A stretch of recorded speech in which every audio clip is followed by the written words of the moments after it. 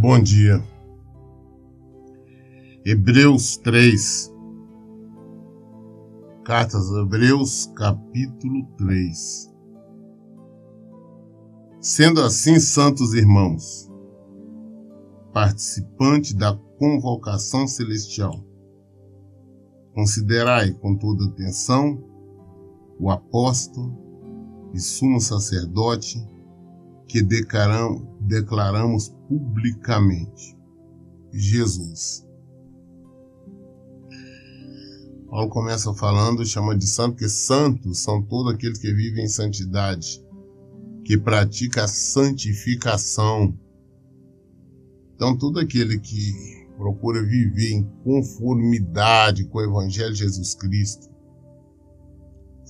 fugindo do mal, da aparência do mal e vivendo o Evangelho de Jesus Cristo, são santos, né? Ao contrário que as pessoas imaginam que santo é aquelas imagens, aquelas coisas, aquilo não é nada. Não é que nós estamos querendo ser melhores do que os outros, mas todas as pessoas, independente da raça, independente da posição social ou financeira, econômica, o que importa é a fidelidade a Cristo. Se você anda no Evangelho, praticando o Evangelho, então você vive em santidade, consequentemente é santo. Não santo que tem uma aureola ali em cima, mas por quê? Por viver em santidade. Porque são participantes da convocação celestial.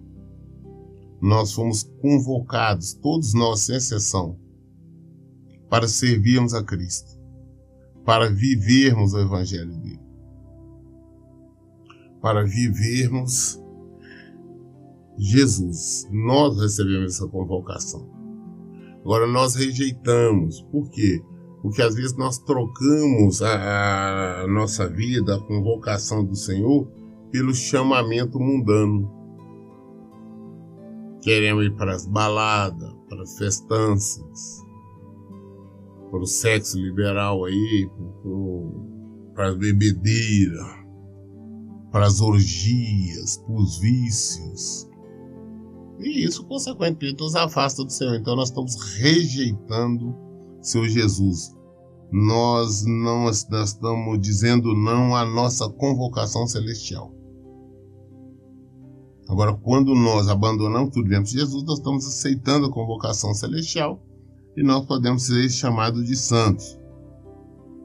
Nós temos que considerar com toda atenção o verdadeiro apóstolo, o verdadeiro sumo sacerdote, o verdadeiro pastor, que o nosso pastor verdadeiro é Cristo.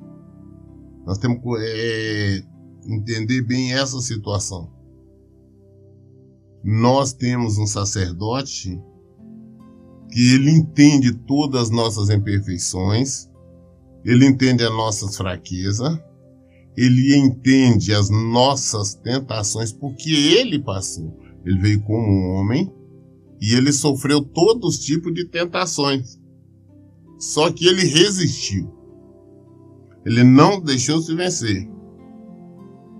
Então ele tem condição de nos socorrer e nos entender, porque ele foi um semelhante a nós. Jesus veio na carne. Ele viveu como um ser humano comum, as mesmas necessidades que qualquer um de nós temos, as mesmas fraquezas e tudo. Só que ele permaneceu firme, ele foi perseverante, ele foi obediente. Obediente ao chamado, obediente à missão dele, obediente ao Pai. Foi obediente a Deus. Por isso ele venceu. Então, ele é o nosso sacerdote. Antes de nós pensarmos, não, porque A ou B falou, não interessa o que A ou B falou, interessa para nós quem Jesus o que Jesus disse. Isso sim, porque ele é o nosso eterno apóstolo, nosso sumo sacerdote, ele é o nosso eterno pastor. Versículo 2: ele foi fiel àquele que o constituiu, assim como também foi Moisés em toda a casa de Deus. Jesus foi 100% obediente, obediente até a morte. Jesus veio, ele sabia do que ia passar, ele enfrentou todo tipo de humilhações, todo tipo de agravo, ele passou por todas as necessidades, todas as perseguições, sofrimentos, tentações, né? Sofrimentos, foi preso, foi açoitado, foi humilhado, foi crucificado e morreu na cruz do Calvário. E ele fez isso por nós. Ele não era pecador. Ele não tinha nenhum pecado. Ele veio ter pecado só quando ele assumiu todos os nossos pecados. Isso antes ele não tinha nenhum pecado. Ele foi fiel à missão dele. Exemplo, Moisés também foi fiel, mas temos que entender que Moisés era um servo. Jesus é o filho. Existe a diferença. Adão fracassou. Teve a missão e fracassou. Jesus venceu. Adão foi derrotado estando no paraíso. Jesus venceu. Em todas as etapas, em todas as áreas. Ele foi vencedor. E ele conseguiu nos resgatar exatamente por isso, porque foi obediente ao Pai. Moisés foi obediente ao chamado dele, porque quando Deus o chamou e convocou para a missão de ir lá te resgatar, né, tirar os hebreus, libertar do Egito, ele foi e passou por muitas lutas, exatamente por causa da desobediência dos hebreus. Mas ele fez o que Deus mandou. Mas Jesus foi mais além. Moisés, ele trouxe a lei. Ele trouxe a preparação. Ele preparou o povo, preparou a igreja, preparou para Jesus. Versículo 3. Jesus foi considerado digno de maior glória do que Moisés. Pelo mesmo princípio que o construtor de uma casa possui mais honra do que a própria casa. Então, assim como um exemplo que ele está dando com o construtor de uma casa. Ele faz ali uma belíssima, maravilhosa casa. Então, não é a casa que tem honra, porque a maior honra é daquele que construiu esta casa.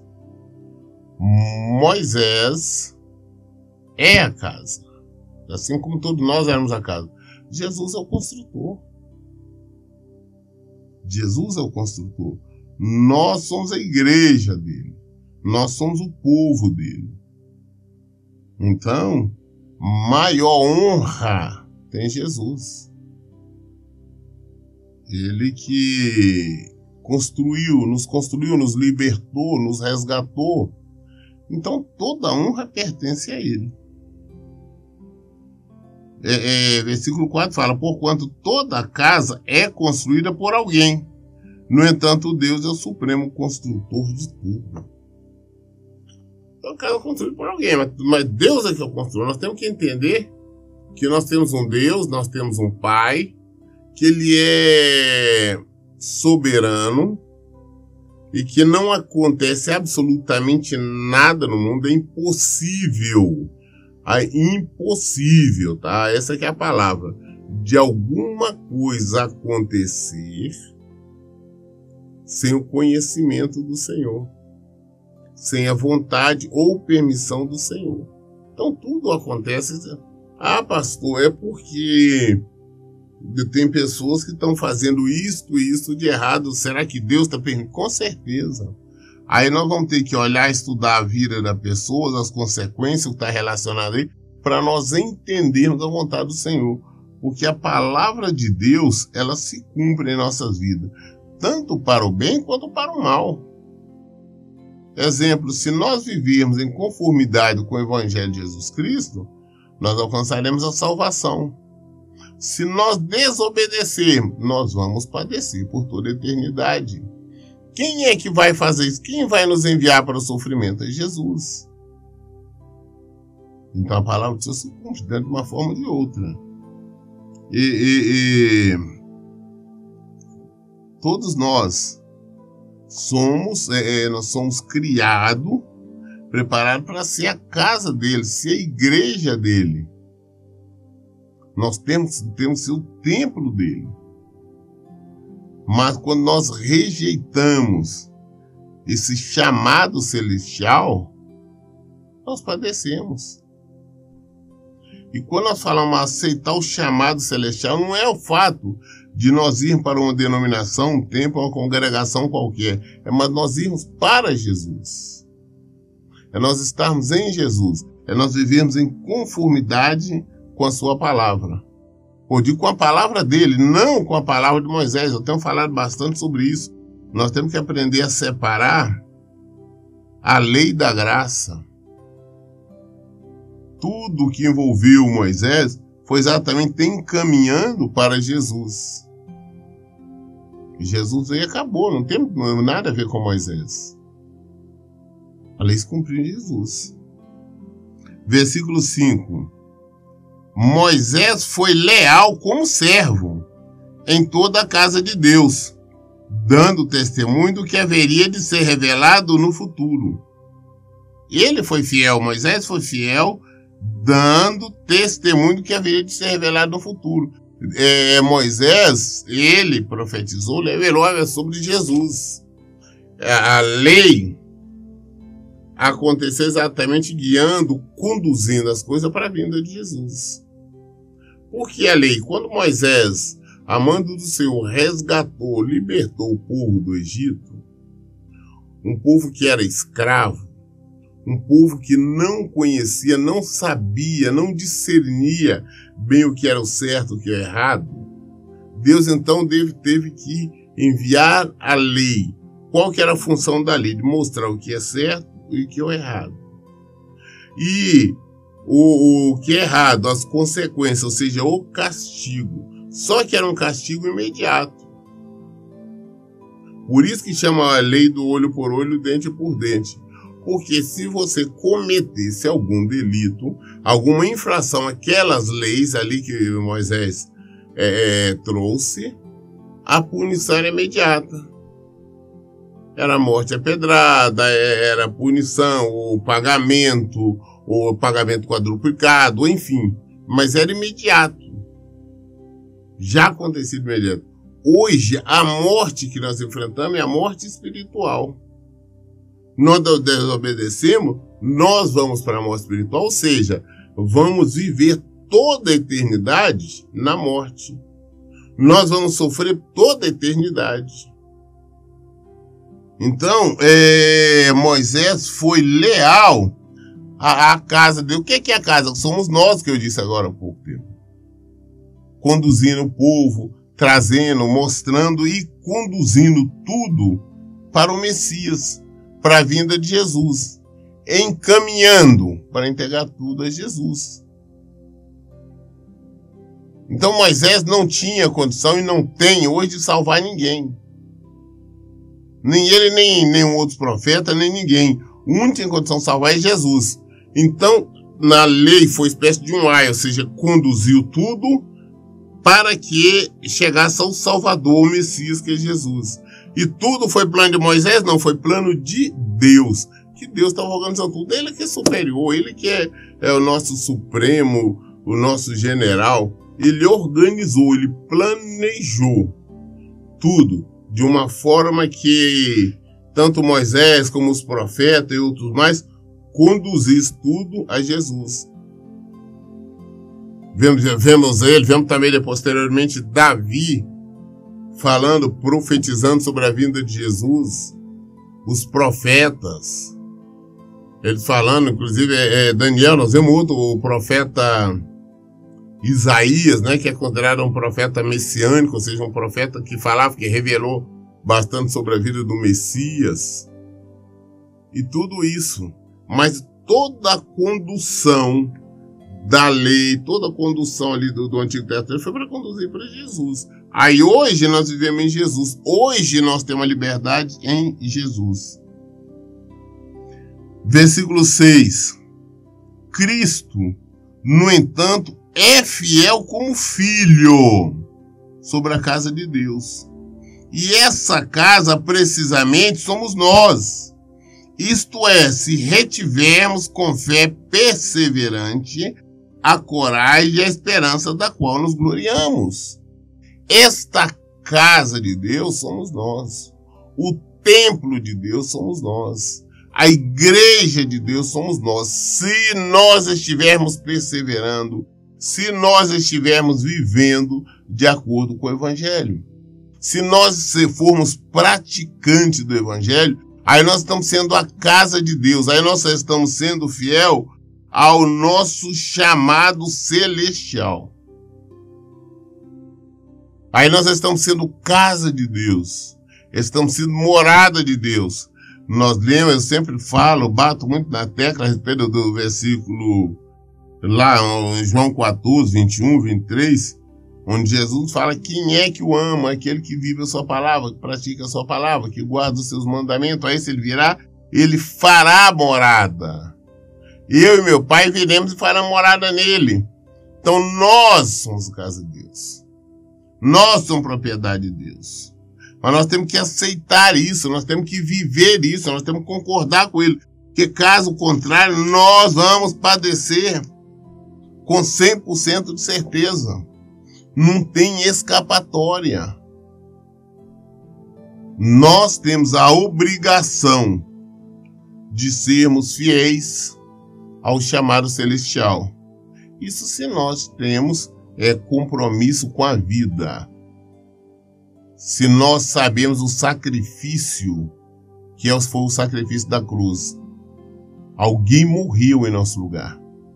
Alguém derramou sangue em nosso lugar. Alguém foi humilhado, sofreu tudo em nosso lugar. Para quê? Para que nós pudéssemos ter vida. Se nós reconhecemos isso, nós vivemos em conformidade com o Evangelho de Jesus Cristo. Versículo 7.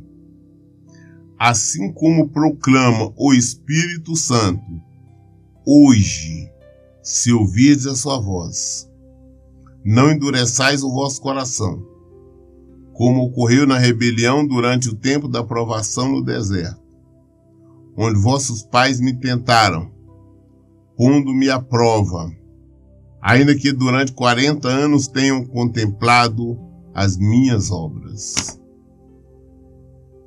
A palavra breve, então, o Espírito Santo é que fala. Então, hoje, quando nós ouvimos a palavra de Deus, não vamos endurecer nossos corações, não. Vamos quebrantar. Nós estamos ouvindo a palavra de Deus. Vamos acordar, vamos abrir os olhos, porque senão nós vamos padecer. Aqui ele cita um exemplo. Aquele povo que era selecionado por ele, escolhido. Ele tirou aquele povo do deserto, o povo vendo milagres o tempo todo. Já saíram lá do Egito debaixo de milagres. Aquele povo que viu o mar, ele se abrir. Eles passaram ali no meio do mar, em terra seca. Depois que eles cruzaram, eles viram esse mar se fechar novamente e matar todos os perseguidores deles. Esse povo que viu a comida cair do céu todos os dias, a comida, o alimento deles caía ali, o maná, eles tinham alimento. Esse povo que via no calor escaldante ali do deserto, aquela nuvem protegendo eles do calor, do sol escaldante, ainda dando a direção para eles. Aquele fogo à noite que servia para iluminar o acampamento e para aquecer, porque no deserto, assim como o calor chega a 40, 50 graus, à noite chega até 5, negativo. Então tudo isso, eles vendo esses milagres. Eles vendo que a roupa deles permanecia como estava. Durante 40 anos a roupa estava ali, não estragou em nada. Hoje nós temos que trocar a roupa, nem um ano não está conseguindo durar nossas roupas. Nossos calçados, se usarmos direto, não duram um ano. 40 anos, nada estragado. Ninguém gripado, ninguém resfriado. Alimento caindo do céu. Água saindo da pedra, né, da rocha. Eles não tinham dificuldade, ou seja, milagres e mais milagres. Mas mesmo assim eles rebelaram. Deus teve que matar um monte deles. Foi Deus que matou. A Bíblia fala que Deus matou nas rebeliões deles. Então nós também. Não vem com essa história que nós, não, porque eu estou cansado, eu vou seguir minha vida. Não se rebela contra Deus, não, você vai morrer. Você vai morrer, você vai ser destruído. Você vai padecer por toda a eternidade. Não foi prometido paraíso aqui para nós, não. Foi prometido lutas. Nosso apóstolo, nosso pastor, ele passou por lutas que nós jamais iremos passar. O sofrimento que ele passou, até crucificação e morte. E nós não podemos passar nada que nós já estamos reclamando. Eu vou desistir, eu não dou conta porque eu sofro muito. Você não conhece Jesus, você não conhece o pastor verdadeiro, você não conhece o mestre. Você desistindo, você está abrindo mão sim do seu chamado celestial e por isso você vai pagar um preço muito alto. Apesar, as pessoas acham porque receberam um milagre, Deus agiu assim, eles têm a aprovação de Deus. Não tem mais milagre do que esse povo recebeu. Vivia sobre um milagre, mas mesmo assim Deus matou. Na verdade, matou todos eles, só deixando só dois, foram Josué e Caleb. Só estes que saíram do Egito que entraram na terra prometida.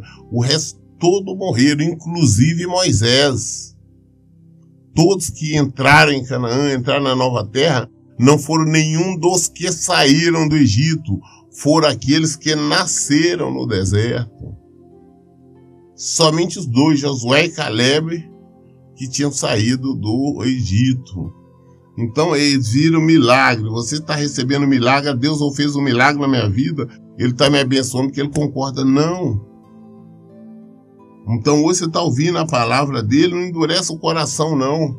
Abre o seu coração, receba a palavra, mude, entenda de perseverar, não desista. Não desista, continue. Nós temos o prêmio maior, o prêmio da nossa vocação. Vamos continuar.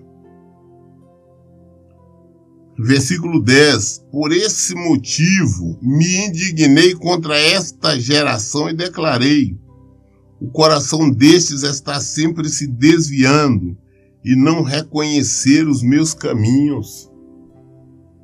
As pessoas estão se desviando. Porque, infelizmente, nós ouvimos muitas pessoas falar, não, eu estava desviado, eu estou desviado, aí eu me desviei. Eu não acredito que essas pessoas que dizem isso algum dia conheceram o Senhor. Quem conhece o Senhor sabe que não tem outra opção, não tem para onde ir, não tem para onde voltar. Essas que pessoas conhecem realmente Jesus, sabem que a porta se fechou. Ele não quer voltar mais o erro, não quer voltar mais o pecado, não quer voltar mais a desobediência, porque sabe as consequências. Temos que nos atentar para a palavra do Senhor. Nós não podemos ser enganados, infelizmente. Falsos pregadores enganam o povo, dizendo não que se converte, que é só bênção. Não existe essa promessa do Senhor, não. Existe promessa ao contrário, que nós enfrentarmos lutas.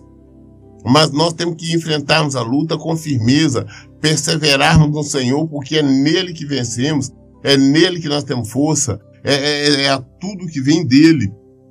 Então não vem com essa história, não, eu desisti porque eu não consigo, eu não dou conta, é maior do que eu. Isso é mentira. Jesus era um homem, veio como um homem, como um ser humano, e as maiores tentações ele passou e ele venceu, mostrando assim que nós podemos vencer tudo. Ele tem condição de compadecer de nós e fala que não vem nenhuma tentação maior do que nós possamos suportar. Versículo 11. Sendo assim, jurei na minha ira, esses jamais entrarão no meu descanso. Deus jurou, assim como Deus jurou, foi aquele desobediente que jamais iriam entrar ali no descanso, jamais iria entrar em Canaã, jamais iria entrar na terra prometida, como não entrou, que Deus os matou. Ele também faz a mesma promessa. Todos nós que formos desobedientes não entraremos no descanso dele. Vamos padecer, vamos sofrer por toda a eternidade, independente de qualquer coisa. E tem mais, não existe ninguém que pode nos salvar, porque o maior é ele, o soberano, que nos condena. Porque nós afastamos dele, nós desviamos dele, nós nos rebelamos contra ele. Aí nós vamos poder padecer. E tem a palavra, ele falou que ele jurou que não entra no descanso dele. E com certeza não vamos entrar. Versículo 12. Irmãos, tende muito cuidado para que nenhum de vós mantenha um coração perverso e incrédulo, que se afaste do Deus vivo. Vamos tomar cuidado para não nos afastarmos do Senhor. Vamos tomar cuidado com o que nós andamos pensando. Vamos tomar cuidado com o que tem em nossos corações. Ah, pastor, tudo que eu tenho, infelizmente eu sou humano, eu tenho ódio de A, B ou C, porque fez isso, eu não consigo perdoar. Consegue, você tem que se obrigar a perdoar. Essa que é a realidade. Jesus falou, perdoai. Ele não disse que ia nos fazer perdoar, não. Ele falou para nós perdoar. Então nós temos que aprender a perdoar. Nós temos que aprender a viver o Evangelho de Jesus Cristo. Afastar a maldade, não preocupar em retribuir o mal com o mal, mas com o bem. Aprender a fazer o que é certo. Aprender a amar o Senhor, não só por reza, por as orações, preces, campanhas.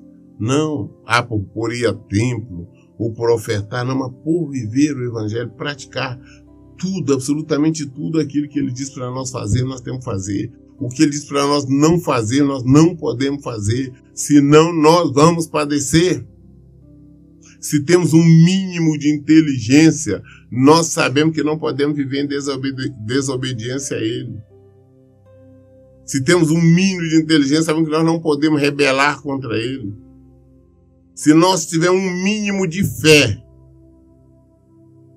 sem fé é impossível agradar a Deus. Se nós tivermos um mínimo de fé, Jesus fez a comparação, aquele que tem a fé, seja tamanho de um grão de mostarda, a menor semente, é o suficiente. É o suficiente. Então, se nós colocarmos esta fé em ação, se nossa fé for em Jesus, nós crermos nele, nós vamos viver, nós vamos praticar a palavra dele. E aí nós sabemos que nós vamos vencer. Versículo 13. Pelo contrário, exortai-vos mutuamente todos os dias, durante o tempo que se chama hoje, de maneira que nenhum de vós seja embrutecido pelo engano do pecado. Exortar, levantar, chamar atenção, mas fazer a pessoa acordar. Isso quando? Hoje, agora. Temos que fazer isso com todo mundo, com todos. Nós temos que, a nossa função é estar pregando esse evangelho. A nossa função é estar dizendo aqui, não, Jesus te ama, está tranquilo. Jesus te ama, Jesus te ama. Tá, nós sabemos que Jesus ama, mas nós temos que amá-lo.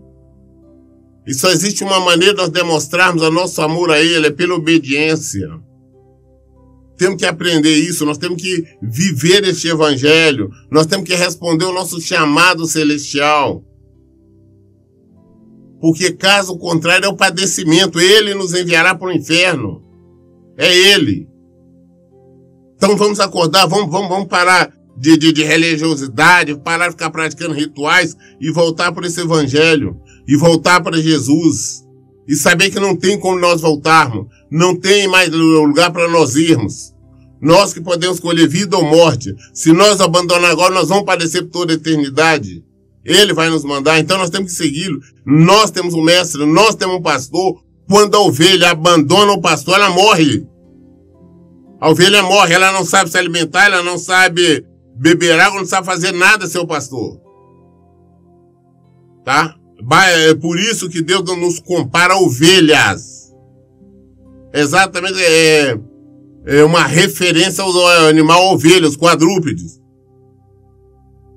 As ovelhas mesmo, até para elas, chega na beira da água ali, elas só bebem água quando o pastor chega. Assim nós temos que ser. E se nós abandonar, nós vamos morrer. Versículo 14. Porque passamos a ser participantes de Cristo, desde que, na realidade, nos apeguemos até o fim à fé que nele depositamos desde o início. Nós passamos a ser participantes de Cristo, se nós realmente nos atemos à fé, praticar a palavra dele, viver o evangelho dele, aí nós somos participantes dele. É assim que nós recebemos o nosso chamado celestial. É assim que nós colocamos em prática, vivendo o evangelho. Eu li o livro de Hebreus, capítulo 3, até o versículo 14. Toda dúvida nós esclarecemos na Bíblia. Por isso, todo tempo eu digo, leiam e pratiquem a Bíblia. Que Deus abençoe. Tenha um bom dia.